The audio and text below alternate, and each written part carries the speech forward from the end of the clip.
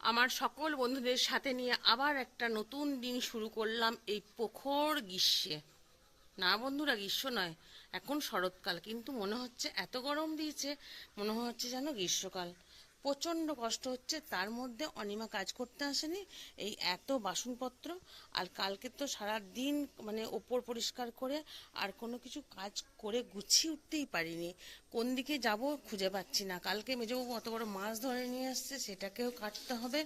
জামা কাপড়গুলো গুছিয়ে ওখানে রেখেই দিয়েছি, এখনো পর্যন্ত যেখানে যেখানে রাখার সেখানে রাখতে পারিনি। বিছানা পর্যন্ত তুলতে পারিনি, কারণ ঘাড়েও স্পন্ডিলাইটিস আছে, ভীষণ আকারে যন্ত্রণা হচ্ছে। এই তো সকাল থেকে এতগুলি ওষুধ নিয়ে শুরু হয় দিনটা। চলুন, চাটা খেয়েছেন?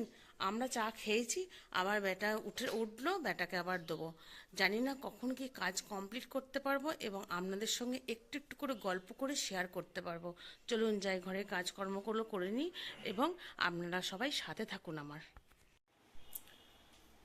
আমার সকল বন্ধুদের সাথে নিয়ে আবার একটা নতুন দিন শুরু করলাম বন্ধুরা। এখানে টিফিন বানাতে এসেছি পরের দিন।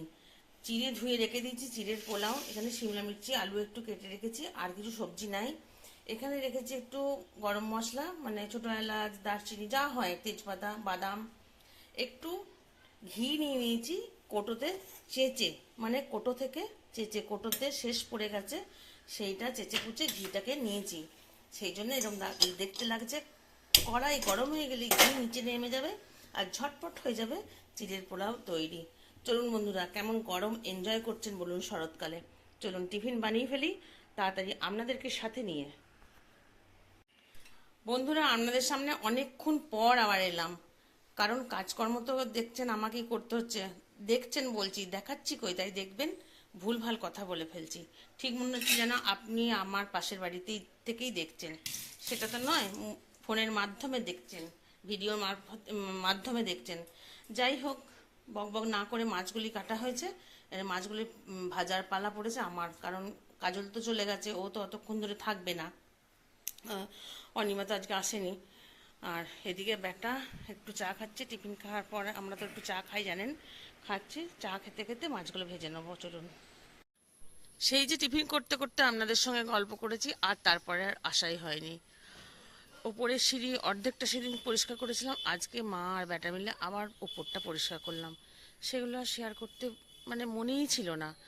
এত গরম করছে, বোঝাই যাচ্ছে না যে বর্ষাকাল না গ্রীষ্মকাল।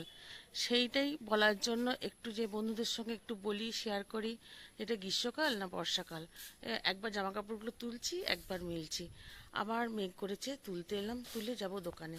এখানে আমার কালুকে কে আঘাত করেছে জানি না, কীরকম অবস্থা আছে দেখুন, চিকিৎসা চলছে। সেদিন ভাই 4টে ইঞ্জেকশন দিয়েছে, কিন্তু এটা তো ধরতে দেয় না, অ্যান্টিবায়োটিকটা খাচ্ছে না। এই দেখুন কি অবস্থা করেছে, অ্যান্টিবায়োটিকটা খাচ্ছে না। সেই জন্য ইঞ্জেকশন 4টে দিতেই পারেনি, 3টে দিয়েছে, আর 4টের বেলায় অর্ধেকটা আর দিতে পারেনি। মুখটা হাঁ করে ভাই দেখুন চুলকে দিচ্ছে আর হয়ে যাচ্ছে। উফ, একটা স্প্রে করেছে, সেটাও নিতে চাইছে না, ধরা ছোঁয়াই দিচ্ছে না, আসছেই না কাছে। এই দেখুন কি অবস্থা করেছে দেখুন। কে মেরেছে? মানুষ এরকম হয়, এরকম করতে পারে বলুন তো? কেন আমার কুকুরগুলো কেমনি করে? তারা তো কিচ্ছু করেনি, কিচ্ছু অন্যায় করেনি, কিভাবে করেছে দেখুন। আমি কিছু করতে পারি না ওদের সেবা, কিন্তু এরকম দেখতেও পারি না, আমার খুব কষ্ট হয়। কিরকম করেছে? ওর কোনো জ্বালাতন নেই, আসে, ঘুমোয়, খেতে দিলে খায়, আর কত আওয়াজ করে করে কথা বলে। চলুন যাই, জামা কাপড়গুলো তুলে নিই। মানুষ এরকমই থাকবে, আমি যতই চোখের জল ফেলি, না হলে আরজিকর কাণ্ডে এখনো শাস্তি পায় না দোষীরা। দোকান থেকে এসে বন্ধুরা সন্ধ্যের টিফিন, চানাচুর, পেঁয়াজ আর একটু পকোড়া। চলুন সবাই মিলে খেয়ে ফেলি। না না, আপনারা কি করে খাবেন? আপনারা মোবাইলে দেখুন, ভিডিওতে দেখুন, আর আমরা খাই। দেখুন বলতে ভিডিওটা দেখুন, খাওয়ার লোভ দেখিয়ে বলছি না বন্ধুরা, খারাপ ভাববেন না। কালকে বলেছিলাম আপনাদেরকে সকাল সকাল উঠবো। সকাল সকাল কেন উঠবো এখন নিশ্চয়ই বুঝতে পারছেন। হ্যাঁ বন্ধুরা, এসে পড়েছি কলকাতা। না না, বাজার করতে না। বাজার, পুজোর বাজার? না না, পুজোর বাজার করিনি, পুজোর বাজার করবো না এবারে বন্ধুরা। কারণ এইভাবেই প্রতিবাদ জানাচ্ছি। কার জন্য? তিলোত্তমার জন্য। এইভাবে যদি একটু প্রতিবাদ জানাতে পারি, কেউ দেখুক না দেখুক, আমার মনের শান্তি।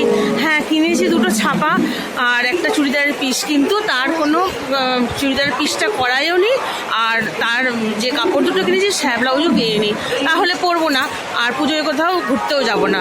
দেখি কি হয়। আমরা যদি এরকম মন থেকে প্রতিবাদ করতে পারি, যদি জাস্টিস চাইতে পারি, তাহলে জাস্টিস যদি পায় আমাদের মেয়েটা, আমাদের বোনটা। চলুন যাই, এখানে ভিডিওটা শেষ করি। সবাই ভালো থাকবেন, সুস্থ থাকবেন, সাবধানে থাকবেন। আবার একটা নতুন ভিডিওর সাথে নিয়ে আপনাদের সঙ্গে আবার গপ্প করতে আসবো।